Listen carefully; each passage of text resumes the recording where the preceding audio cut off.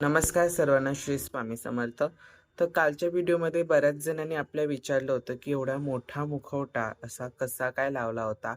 तर ते तुम्हाला सांगतो बघा. मी इथे ना मोठी अशी कळशी घेतली होती, कारण मला अशी प्रॉपर पूर्ण साडी नेसवायची होती. तर म्हणून अशी मी मोठी कळशी वापरली होती.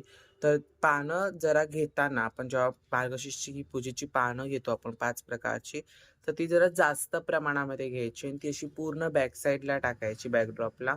आणि मग त्याच्यानंतर माझा नारळ बघा पूर्ण असा अर्धाच्या अर्धा तो खालती गेलाय. हा बघा असा पूर्ण तो अर्धा खालती गेला होता.